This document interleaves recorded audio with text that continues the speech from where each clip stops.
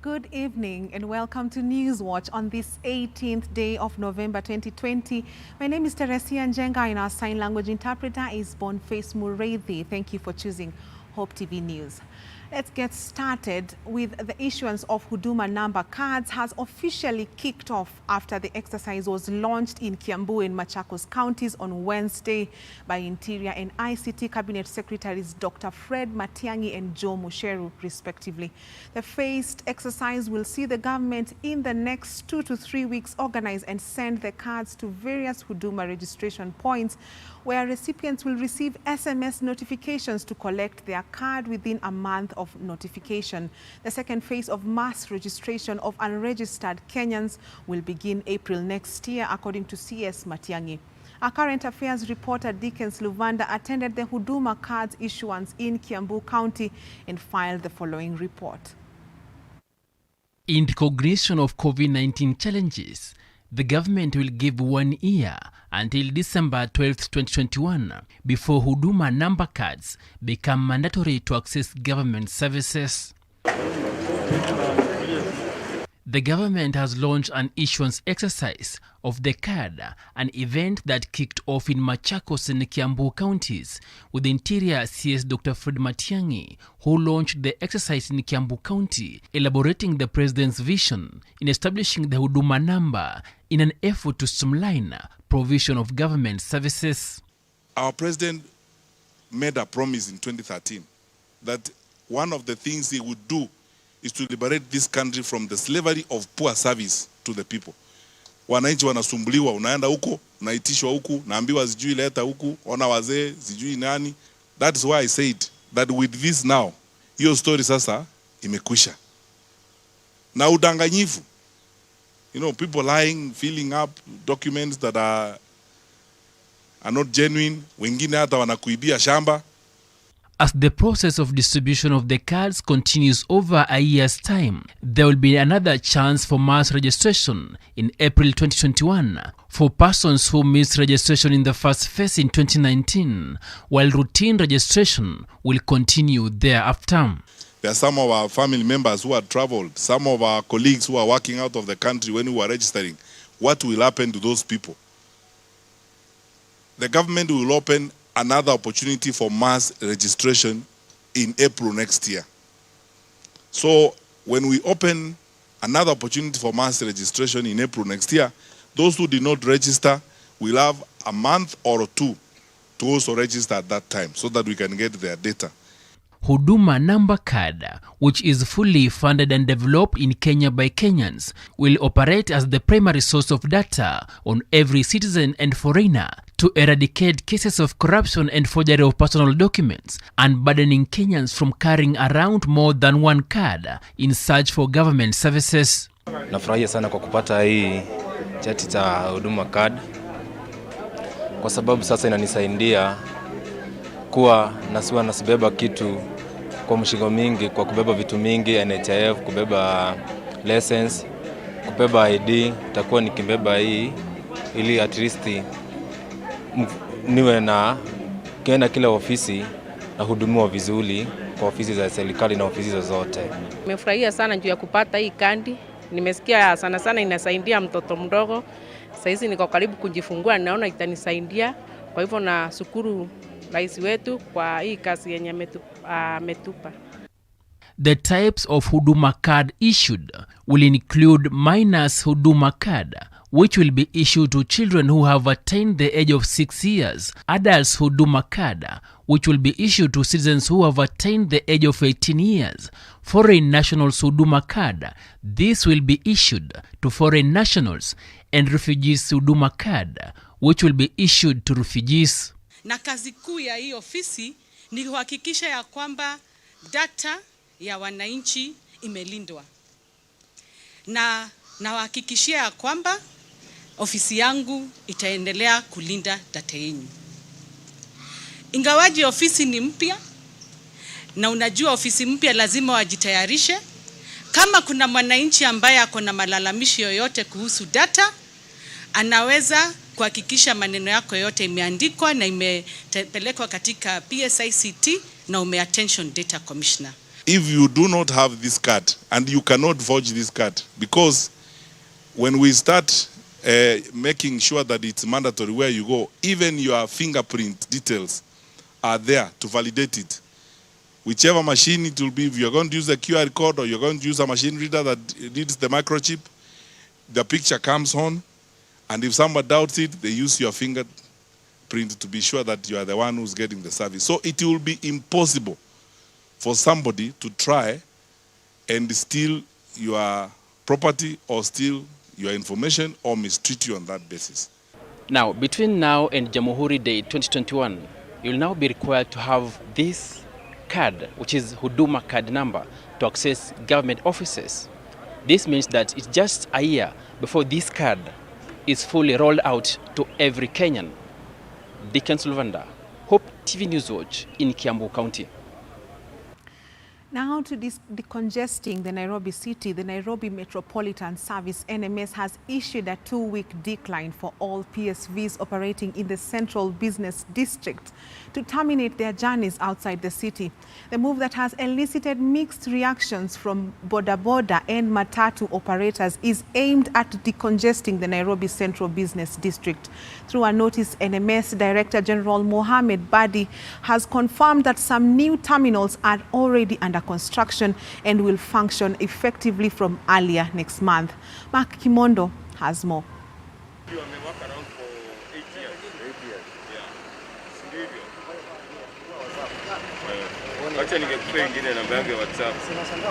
Effective December 1st, commuters who depend on public service vehicles for transport across Nairobi will be forced to adapt to new changes following the Nairobi Metropolitan Services NMS new order that all PSVs should vacate the Central Business District CBD in 2 weeks' time. The move by Nairobi Metropolitan Service is aimed at decongesting the Nairobi Central Business District that was once ranked as the 4th most congested city in the world, despite the government's effort to deal with the horrible traffic congestion by blocking matatus from accessing the CBD. Through a notice, NMS Director General Mohamed Badi has cleared that all PSVs plying Ngong Road and Langata Road will be expected to terminate at Railways Club. Meanwhile, a terminus at the junction of Bunyala and Workshop Road is under construction and will serve PSVs from Mombasa Road, while vehicles plying along Wayaki Way, Uhuru Highway, Kipande and Limuru Roads are expected to have their bus terminus at Fig Tree in Ngara. Mudhurwa terminus will not be affected and will remain as it is to serve PSVs from Jugo Road and Lusaka Roads. However, this has elicited questions over the capacity of the bus station, with operators saying that it only has a capacity of 300 buses compared to the 10,000 buses that serve residents living along Jugo Road. The directive comes a day after NMS Chief Director General Mohamed Badi inspected the Green Park terminus, one of the newly constructed termini outside the CBD, to help decongest the city. Mark Kimondo for Hope TV, Nairobi.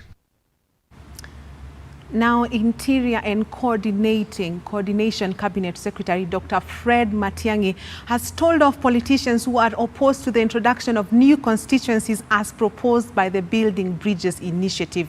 Matiang'i, who spoke at the County Commissioner's office in Kiambu County, said the introduction of new sub-counties will ensure government and development services reach to the village level. Kiambu Governor James Nyoro, Kiambu Town MP Jude Njomo also echoed their support for BBI, with Gatundu MP Moses Kuria calling for a BBI consensus and national dialogue involving every Kenyan before the report is tabled for a referendum. I don't think an opportunity like this will present itself again, even better than 2010, whereby we can all Kenyans come together and make, even if it's a referendum, make it a formality, because we'll have agreed.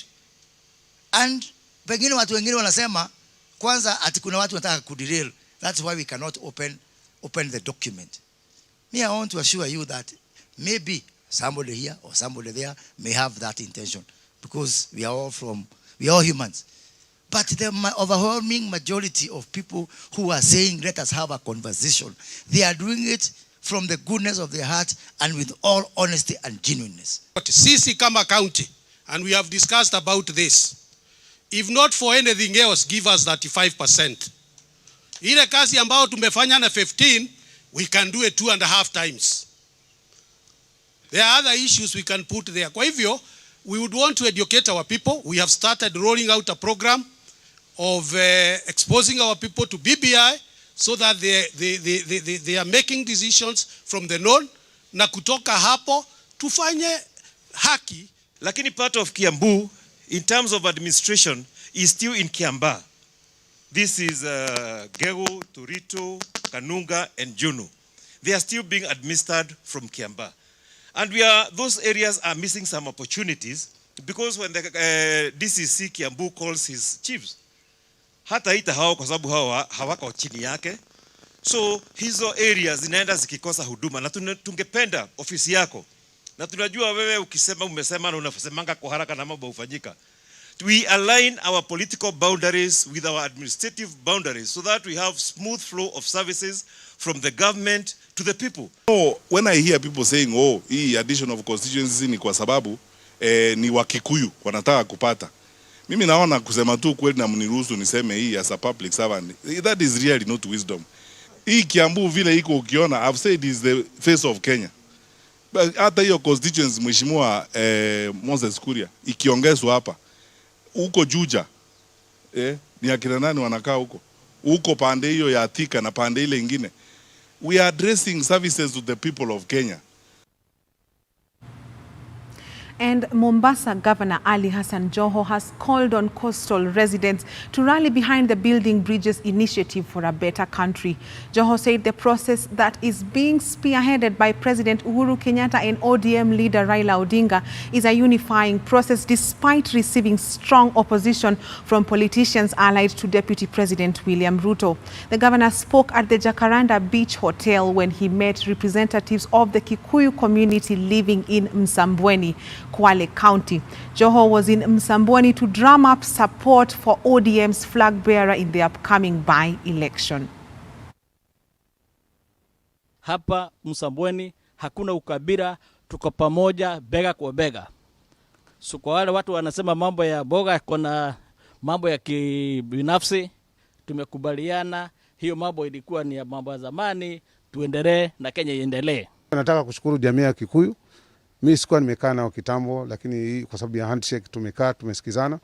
Yale mambo ndogo ndogo tumemaliza, na kama business community na waahidi tu kwamba biashara zao zitakuwa safe na tutaziendeleza, tutaziboresha ili tuweze kuwa na Msambweni mzuri na Kwale mzuri. We are here in the Msambweni by-election not only to support our candidate but also to ensure we bring people together, and that is the main purpose of the Building Bridges initiative, so that we see a united Kenya, a Kenya that is for all, Kenya that identifies with issues that cut across, and Kenya that is representative, and Kenya that is inclusive. Boga gi! Boga power!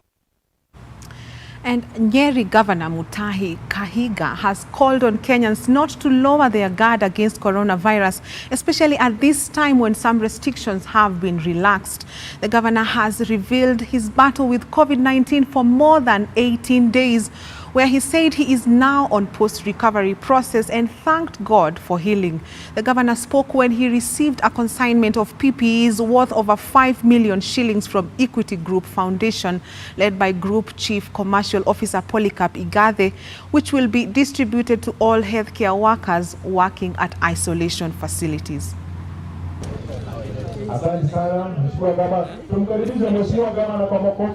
Unless all of us support the medical workers, the medical fraternity, and not just the doctors and the nurses. This hospital is more than doctors and nurses. There are many more health workers who are present here today. They must be supported, and therefore, Your Excellency the Governor, I truly support when you say special allowances, personal protective equipment. That's the way to go. These soldiers must not be thinking about themselves. We are calling them soldiers today because they are leading a real fight against a real war that is facing real people. this disease is not a respecter of persons. I think it is key that all of us take personal protection, personal responsibility in protecting ourselves by wearing the masks, sanitizing, keeping away from crowds, and generally being careful and following the protocols that have been given by the government. Further to that, it is also key that we say that it is possible to recover from COVID-19 if I am here talking to you.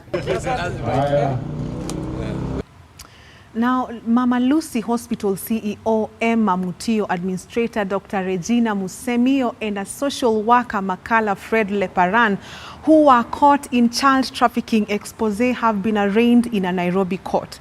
The three have, however, not been charged, as the Directorate of Criminal Investigations, DCI, sought 10 days to detain them for further investigations. The investigating officer, Wanga Masaki, told Nairobi Senior Principal Magistrate Bernard Ochoi that the two doctors were arrested following information obtained from Leparan as to their involvement in the crime following a media expose.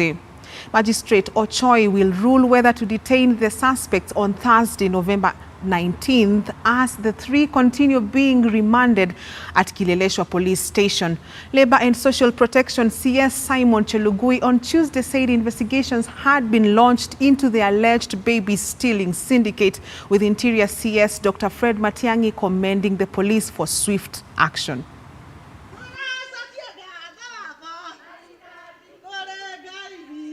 Namshukuru Inspector General of Police.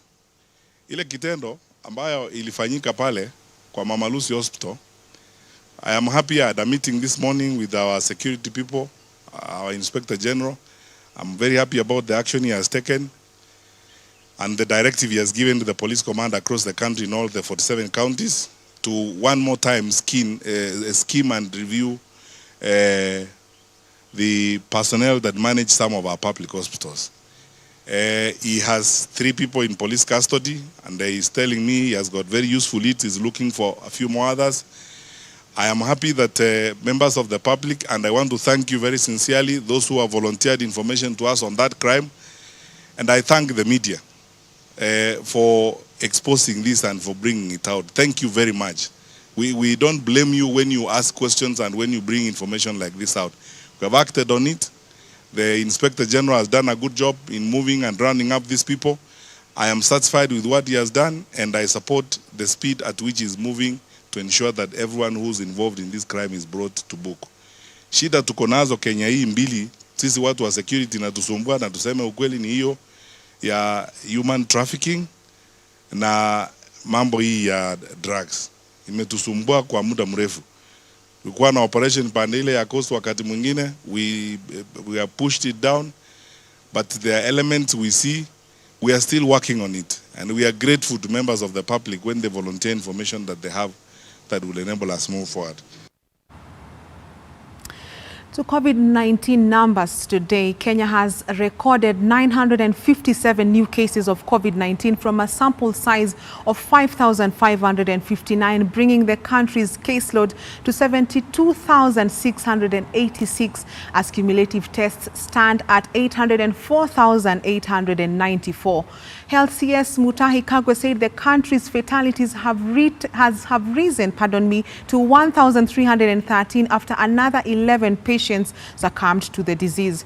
Meanwhile, 2,616 patients have recovered from the disease, out of which 2,434 were from the home-based care program, while 182 were discharged from various health facilities. Kenya's recoveries now stand at 49,878.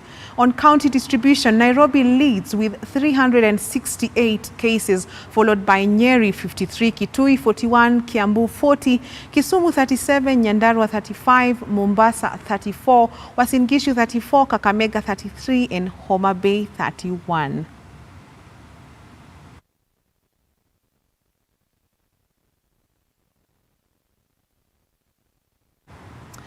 And Kwanza MP Ferdinand Wanyonyi has been criticized by members of the public for demanding that MPs should have an emergency evacuation helicopter when they need treatment. As Parliament mourned the demise of Matungu MP Justus Muranga on Tuesday, Wanyonyi said Parliament should facilitate all MPs to have access to hotline numbers for helicopters to airlift them or ambulances to rush them to health facilities in case of an emergency.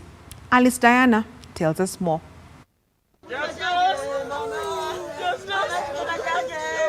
Kenyans, especially through social media pages, have expressed their disappointments with members of parliament after proposing that a helicopter should be on standby to evacuate them to a well-equipped hospital in case of an emergency following the death of Matungu MP Justus Muranga on Saturday night, which was blamed on lack of oxygen in local hospitals. I wish to convey. While eulogizing the late Murunga on Tuesday, the legislators said he could have survived had he received better healthcare promptly. I want to take this opportunity. Kwanza, Member of Parliament Ferdinand Wanyonyi said the National Assembly should facilitate all MPs to have access to a hotline number for a helicopter to airlift them in case of an emergency. We were requesting, and I managed to talk to the clerk of this National Assembly, that be given, we should have a hotline for helicopter just in case there is a problem. One can be able to be taken to the nearest facilities possible. And those staying in Nairobi, for example, have a hotline for at least a hotline for the ambulance, which is well equipped to be able to evacuate whoever has a problem. Makueni Senator Mutula Kilonzo, who also seemed to be angered by the MP's sentiments, through a tweet insisted that the MPs deserve all the bile directed to them by the public. Taking to his Twitter handle, he noted that MPs are demanding for helicopter evacuation, while his friends in KMPDU are asking for allowances and protective gear for doctors trying to save COVID-19 patients. Twitter user by the name Kigen Keiko H on his part posed the question, considering the number of politicians that own choppers, why did Ferdinand Wanyonyi not start a WhatsApp group to organize a standby chopper in case of an emergency that will be available on a special hotline? Did it have to be discussed inside the chamber? Another user, Juma Karisa, stated that your MPs want special helicopters to airlift them in case of emergency to better equipped hospitals. They don't care about us, it's always about them. Such selfish characters 2022 tunafaa kufagia wote. Meanwhile, a woman claiming to have sired 2 children with the deceased Matungu Member of Parliament now wants his burial stopped so that a DNA test can be conducted to establish the paternity of the children. Through her lawyer Dunstan Omari, Agnes Wambiri says the other 2 wives have excluded her and her children from the burial arrangements. In a certificate of urgency filed at the Milimani Law Courts, Wambiri says that the minors are true and biological children of the deceased. She now wants that pending the hearing and determination of the suit, the court to issue a permanent injunction restraining the 2 widows defendants, either by themselves, servants, agents, or employees, from conducting the burial, interment or cremation and in any manner whatsoever dispose of the body or remains of the late Justus Muranga Makoha. For Hope TV News Watch, I'm Alice Diana. Let us now take a short break here on News Watch. We have much more news coming your way, so keep it Hope TV.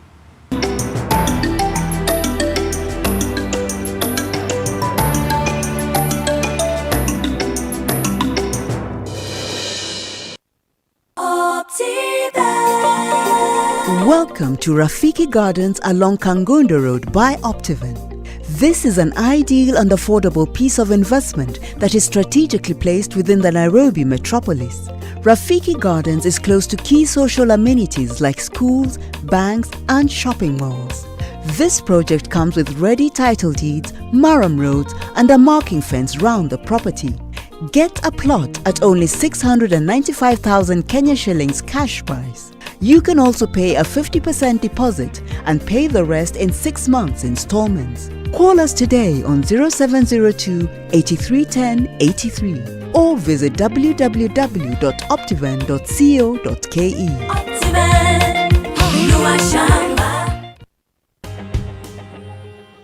Only God can turn a mess into a message. I have a boy on a wheelchair. Yeah. I'm still preaching on the pulpit. Amen. Niliona mguu ya nyuma inakuja tu kunikanyaga, imenilenga tu kwa tumbo. Nikaitana tu Jesus. I got tired of working with the x-ray papers, and one day I just woke up and decided to burn them. A test into a testimony. The whole community didn't want to hear that anybody is born again.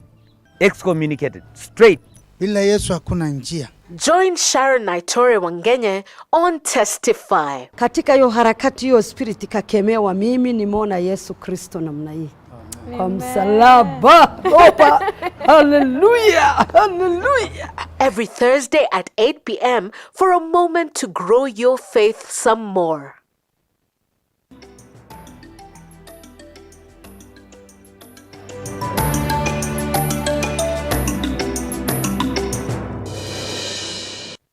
Welcome back. Now, the latest survey conducted by research firm Infotrack on the unending water crisis in the country has shown that flying toilets are slowly finding their way back to society.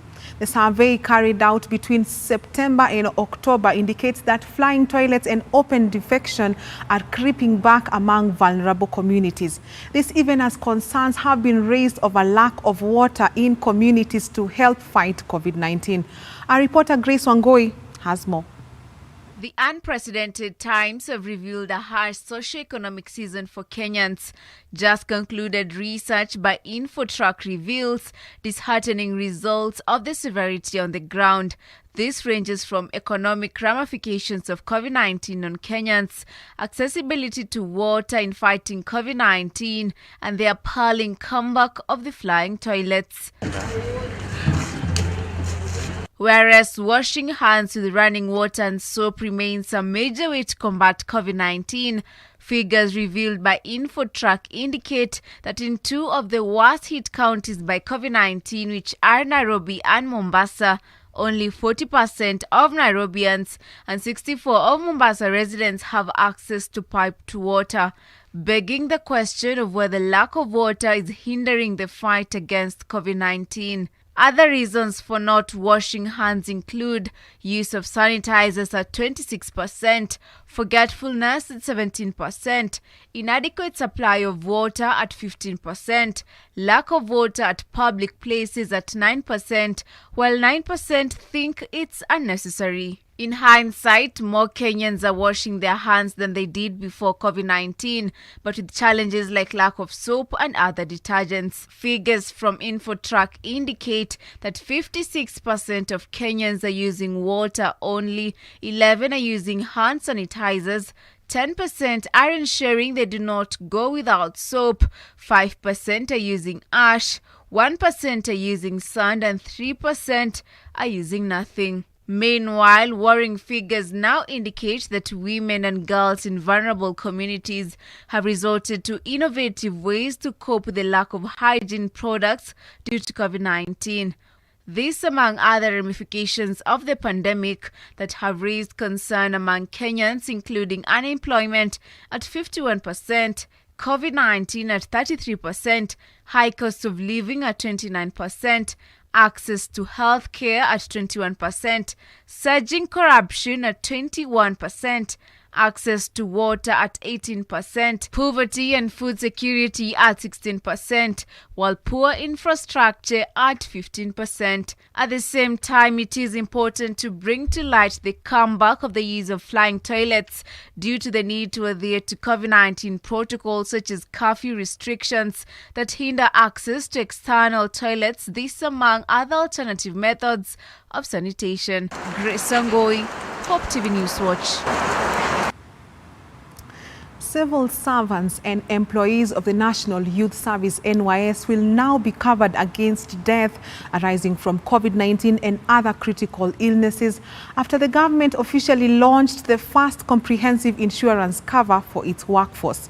Treasury Cabinet Secretary CS Ambassador Ukuri Atani said that currently the National Treasury pays out an annual premium of 839 million Kenya shillings for last expense cover, but has no other cover whatsoever for group life, group personal accident, work injury benefits act, WIBA, and COVID-19.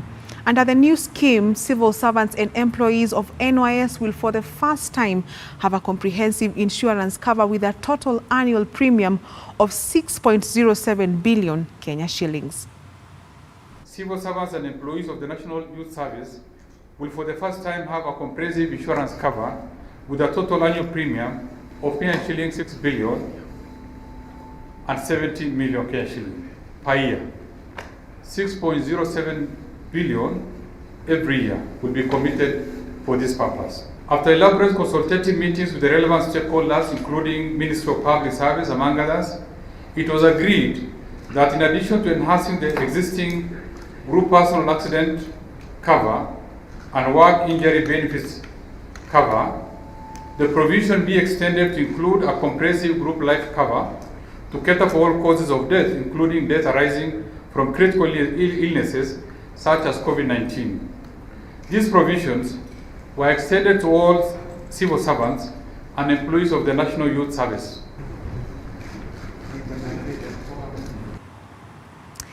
Africa Peer Review Mechanism, APRM, has challenged counties to embrace good governance in order to promote prudent resource utilization, enhance economic growth and eradicate poverty. APRM Director Elias Mbao says county governments must ensure, among other things, inclusivity, public participation and gender equality is achieved for the benefit of wananchi. He spoke at a meeting with stakeholders and government representatives drawn from different parts of Kitui County at the Kenya Forest Research Institute, KEFRI, in Kitui. So we come to Kitui County, just like we are going to other counties, to urge county governments to also agree that the governor and her executive agree to be subjected to the same mechanisms through a tool that we have devised, so that we can all set up structures, systems and procedures that help her achieve her goals by prudent usage of the resources made available to her by the national government as well as by the local government.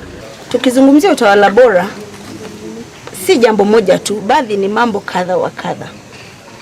Na pia sasa kwa mara ya tatu, Rais aliweza kusema na kuhimiza ya kuwa yeye angependa kufikia mwaka 2022 angependa kutathminiwa kwa mara ya tatu.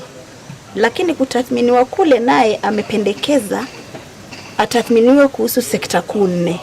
Hiyo ni Big 4 agenda. Kwa hivyo kama nchi naweza kusema kulingana na nchi zingine, Kenya tuko mbele kwa sababu tuko wa kwanza kabisa kutathminiwa kwa mara ya pili ukitulinganisha na nchi zingine. And Kenya has joined the rest of the world in commemorating this year's World Antimicrobial Awareness that is celebrated globally from 18th to 24th of November every year. The day aims to increase awareness of global antimicrobial resistance and to encourage best practices among the general public, health workers and policymakers to avoid the further emergence and spread of drug-resistant infections. Addressing the media before launching the new Kenyatta Hospital Microbiology Laboratory, Health CAS Dr. Mercy Mwangangi said the country is on the forefront of the global fight against antimicrobial resistance. KNH CEO Dr. Evanson Kamuri also confirmed that the hospital has put in place an antimicrobial stewardship program to promote appropriate use of antimicrobials. Thank you. Okay. Great that we have this day today, because we, just like the way my colleague has said here, this is the day that we are launching a new state of the lab, new status lab, where, like she said, we're getting real-time results. When we get real-time, we mean that the results that we'll be getting in a very short while. That when we get the specimen from our clients, we're able to get the results within a very short while, unlike before. This is a microbiology that have been recently renovated, and we've got new machines on top of the old ones. But the new machines are here to shorten our turnaround time for cultures. Instead of 5 days, it will be lowered to around 3 days, and we are happy for the new machines.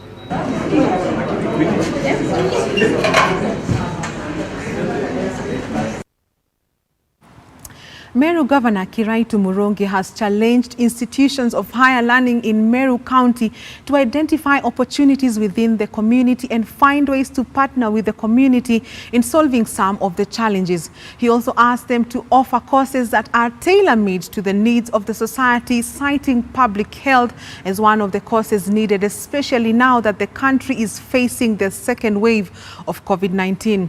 Kiraitu was speaking when he received over 10,000 masks and over 6,000 liters of sanitizers from Mount Kenya University, elaborating some of the collaborative initiatives that the county government has partnered with the university in improving the livelihood of the people. We want to have a robust promotional and preventive health campaign, especially now that we have learned various lessons in the fight against COVID. We see your school of community health. We would like to partner with that community health, especially when we go out there in the community, to partner with Mount Kenya University to do community public health programs, together. That one we can work with our ministry, and I'm happy that you are already talking to Meru 5 Hospital, School of Public Health. That is what we need. We need a lot of promotional and preventive health in our society. People are dying of diseases, which they should don't die of because they are diseases of ignorance. Washing hands, which we are now talking about. The sanitizers, the masks you are giving us today, we really want to appreciate. We need this support. We can never have enough, because we are talking about almost 2 million people in Meru County. We are not buying masks and sanitizers for everybody. We want especially to focus on our frontline staff. Now, across the borders to Uganda, presidential candidate Bobi Wine was earlier today arrested ahead of his campaign rally in Luka district. This is the second time he has been arrested in 2 weeks. Wine was accused of having more than 200 supporters at the rally, contrary to the electoral agency's guidelines. His supporters have staged demonstrations demanding for the release of Bobi Wine, with the hashtag Free Bobi Wine doing its rounds online. Scores are reported to be injured as police tried to disperse the protesters using tear gas. Bobi Wine, 38, has shaken up politics in Uganda since he was elected to parliament in 2017. Since he expressed his presidential ambitions, police and the military have repeatedly dispersed his rallies and beaten and detained his supporters. Last year, he was charged with intending to alarm, annoy, and ridicule the president. He was also charged with inciting violence after being accused of calling on his supporters to physically harm the president, which he denied.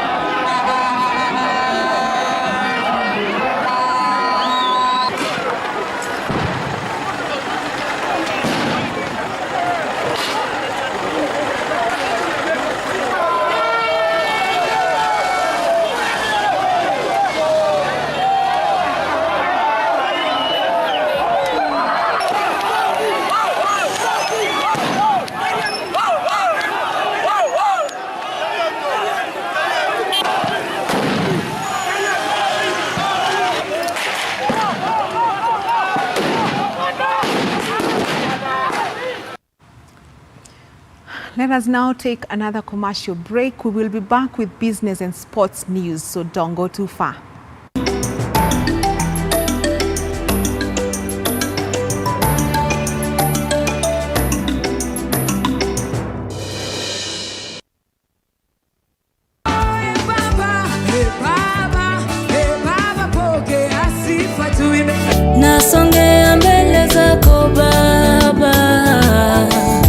tunakuletea burudani safi kutoka wanamuziki wa nyimbo za sifa na ibada, mahojiano ya moja kwa moja na mafunzo ya hali ya juu. Dhamira ya mtu ikifa anaweza fanya anything.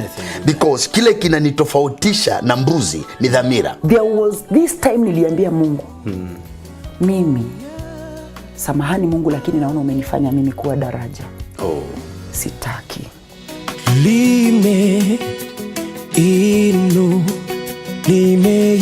Ni mahali pa uchipuzi na ulezi wa vipaji. Mwimbaji anaweza itisha akitaka, lakini unajua hiyo ni sauti hajanunua. Hujanunua, hiyo ni umebarikiwa nayo. So hiyo unaweza mupeane aidha bure ama. Lakini hii pande nyingine sisi tumeinvest, ni investment ona. Tunabeba mwili, lakini mimi sikujua hii ni maagano nafanya. Ungana naye Mwalimu Shaban Brima kila Ijumaa saa 2 jioni na marudio kila Jumamosi saa 10 jioni. Machozi ya furaha nishangaze Baba, kwa ushuhuda wangu watambua wewe ni Mungu.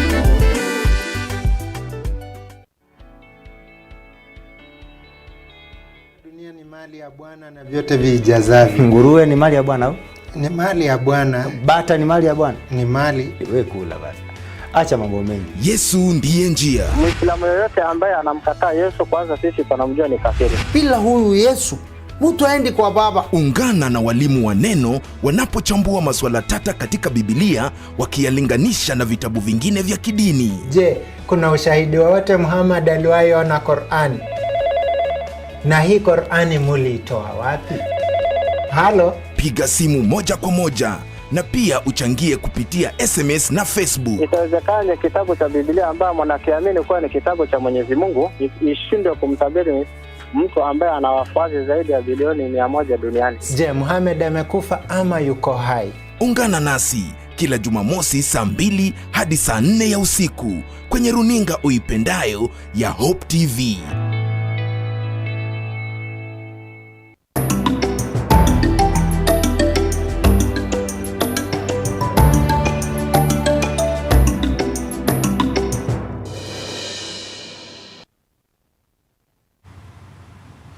Welcome back. On to business news. Over 250,000 members of resident associations countrywide stand to benefit from a partnership between the Kenya Alliance of Resident Associations, KARA, and UAP Old Mutual Group.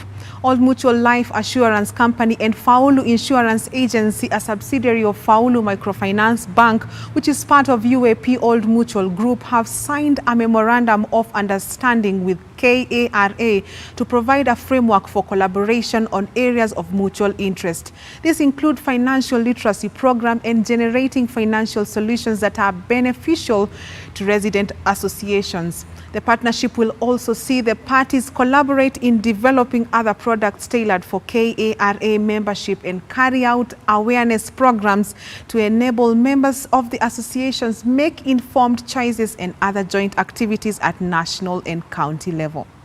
The partnership, and the first product that we are looking at is first offering what we call the last expense. The last expense is a very unique product that we'll be offering together with the Old Mutual Group that we are a part of.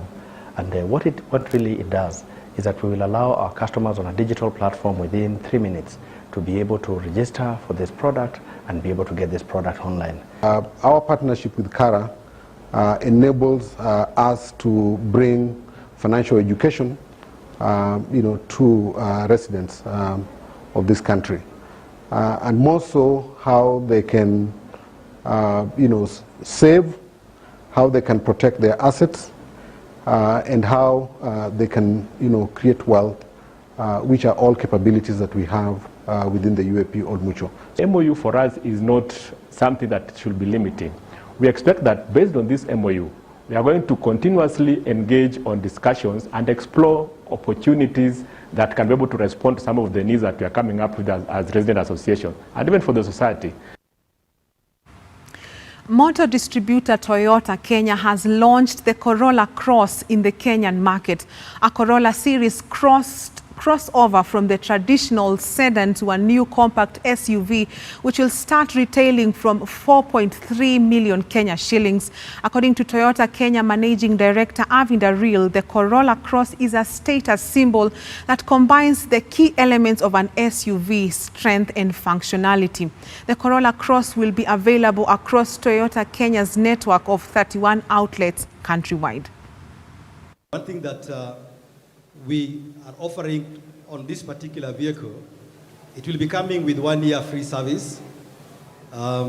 We also are going to ensure that this vehicle actually you can get service at any of our 31 outlets. In all the counties where we are present in the Toyota Kenya Authorized Service Centers, we'd like all our customers to love our philosophy, and I think this is where we are trying to build these relationships. We're trying to bring in the new vehicles that we have to try and enhance that relationships and also create an opportunity for the Kenyans to own brand new vehicles in this market.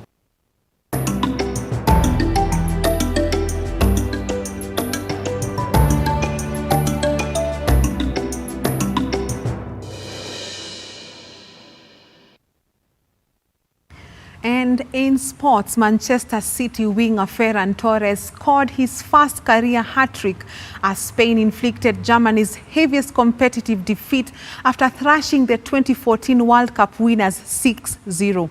Elsewhere, Chelsea striker Oliver Giroud scored twice as World Cup defending champions cruised into next year's Nations League final. This and more in our sports roundup with Joseph Maingi. In a repeat of the 2008 final, former Chelsea forward Alvaro Morata headed in Spain's first goal before Torres volleyed in the second one. Rodri made it 3 with a guided header, and Torres slotted in the fourth before curling in the fifth. Elsewhere, in France, Olivier Giroud netted in 2 goals to move 44 goals, 7 behind Arsenal's legend Thierry Henry. Spain and France will be joined by either Belgium or Denmark from Group A2, as Italy and the Netherlands will be joined by either Poland in Group A1. Portugal's Ruben Dias scored his first 2 international goals to help European champions to win 3-2 at 10-man Croatia, stretching their unbeaten run against the host to 7 matches. The fixtures continue tonight with a host of matches slated in. The decider in League A Group 2 of the UEFA League Nation is underway as the current leaders Belgium face off against second place Denmark at Den Reef. Elsewhere, England are attempting to round off their National League campaign with a victory when they welcome Iceland at the Wembley for the final match of the Group 2 in League A. In Poland and Netherlands are squaring it off at Krakow, knowing that they both require victory to retain their hopes of qualifying to the UEFA League of Nations. And finally, Serbia hosting Russia in the UEFA League of Nations, hoping to move off bottom of the League B of Group 3 and avoid relegation. Well, that's your sports. Do have a blessed evening. I'm Joseph Maingi. And that wraps up Newswatch tonight. Thank you for your valuable time. I am TERESIA NJENGA, and our sign language interpreter has been Boniface Mureithi. Thank you so much for being with us. God bless. Have a good night.